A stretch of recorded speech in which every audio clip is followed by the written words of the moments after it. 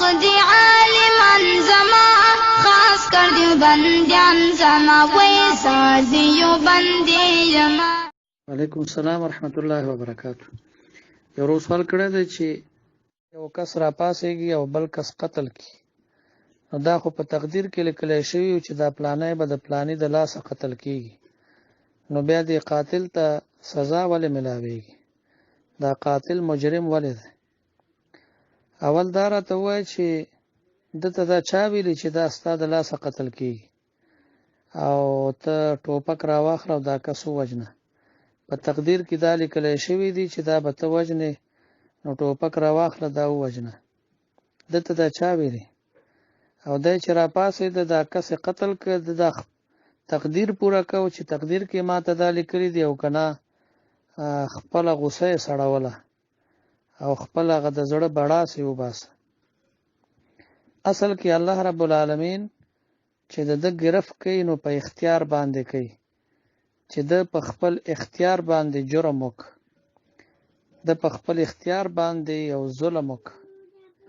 دا خو بیا د ګناه په باره کې هم ته دا ویلی شي چې دا خو په تقدیر کې لیکلي چې دا کس به دا ګناه کوي، نو بیا په ګناه باندې ولې نیولی کېږي؟ دا الله رب العالمین ته معلومي، دا اول نه په تقدیر کې دا لیکلی شوي، الله ته معلومي چې دا کس دا ظالم او جابر دی، دی به دا ظلم کوي، دا قتل به کوي، او الله ته معلومي چې دغه سړی به همیشه خپل ژوند په ګناهونو کې تیری.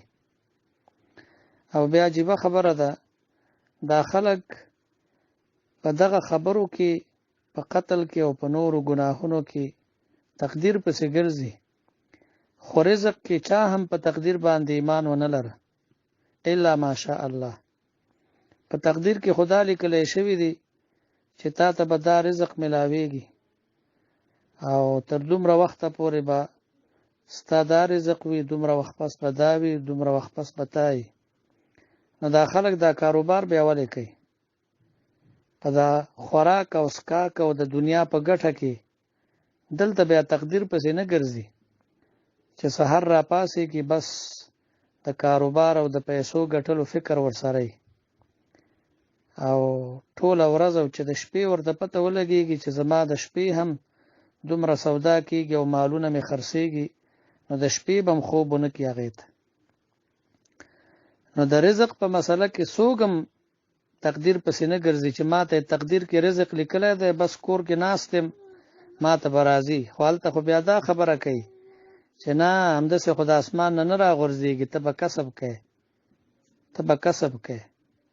دغه شان ګناه چې کوې نو هم ته په خپل کسب کوې، چې قتل کوې نو هم په خپل کسب باندې کوې، او که نیکي کوې نو هم په خپل کسب باندې کوې.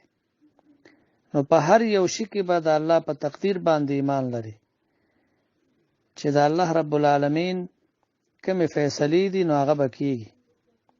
خو انسان چې نیولی کېږي په بد عمل باندې، په ګناه باندې، په جرم باندې، نو هغه هم په خپل اختیار باندې نیولی کېږي، او که دته په یو نیکۍ باندې اجر او ثواب ملاویږي نو هم دا نیکي دا په خپل اختیار باندې کوي.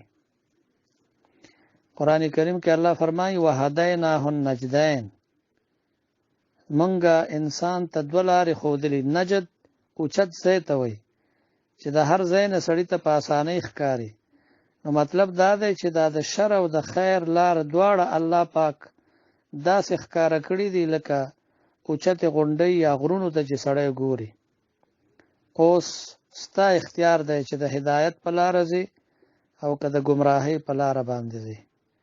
د هدایت په لاره باندې چې ځي الله په هغې راضیم دی، تا ته به د هغې اجر او بدلې هم درکوي، او که د ګمراهۍ په لاره باندې ځي الله په هغې راضي هم نه دی، او په هغې باندې به ستا ګرفت هم کېږي. نو ګرفت د انسان هغه د هغه په کسب کېږي، هغه د هغه په اختیار باندې کېږي.